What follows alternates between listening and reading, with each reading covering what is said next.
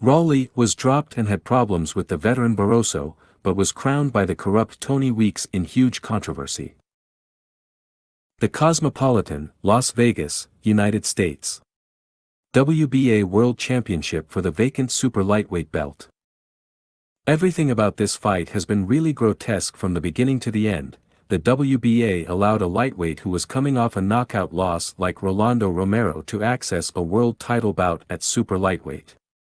The super lightweight champion Puello tested positive for clomiphene in anti-doping control. Puello used as excuse that he was simply trying to have a baby. He was not stripped of his belt until 2 days before the weigh-in.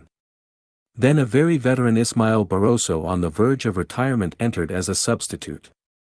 In the fight, the young Raleigh was knocked down, proved incapable of being competitive, and he was losing on the 3 judges' cards. And finally referee Tony Weeks ruled one of the most corrupt technical knockouts in memory to protect the interests of his bosses.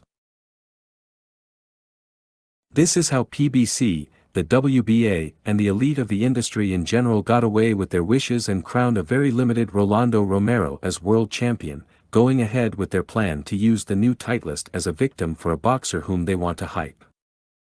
Reviewing the match, Romero absurdly let Barroso take the initiative, the scenario in which the Venezuelan veteran could be most dangerous. In this way, although Barroso's slow legs meant that the actions were tactical against a way younger opponent, the visitor connected some combinations attacking before in the 3rd round the limited Raleigh paid the price of his poor defense and was dropped by a straight left. This scare seemed to be what Romero needed to switch to the strategy that suited him, since from then on he tried to put more pressure on his opponent. However, the bully Raleigh was intimidated and did not dare to attack a boxer lacking in agility but who was offering resistance. For this reason, Barroso, with a small number of left hands or with an eventual combination, outworked many times Romero, who did not dare to throw more than very few right hands from as far away as possible and when he thought that he was not going to be counterattacked. In fact, sometimes Barroso's straight lefts made Romero run terrified around the ring.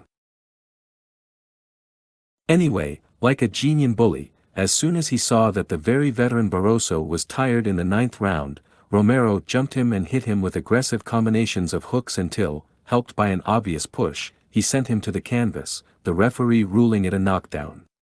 At the restart, Raleigh didn't take long to start hesitating after his opponent began to answer him, but the corrupt referee Tony Weeks created an outcome at his will. Just after Barroso connected a couple of counters and was hit by a right hand, Weeks stopped the bout, thus producing a huge outrage.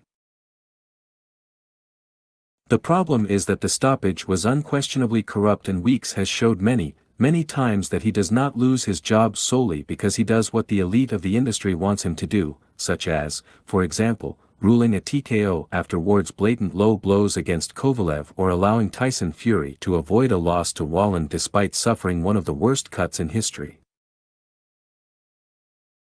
It's not Romero's fault that the industry plans to use him as a pawn on its grand chessboard, but it is his fault that, despite having been served the world belt in a silver platter, he was incapable of dealing tactically and mentally with an opponent in the last stages of his career and against whom he had all the possible advantages.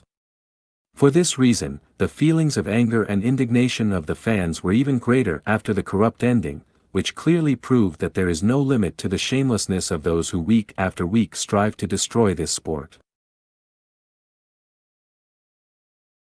Thanks for watching. More info, news and videos at our website.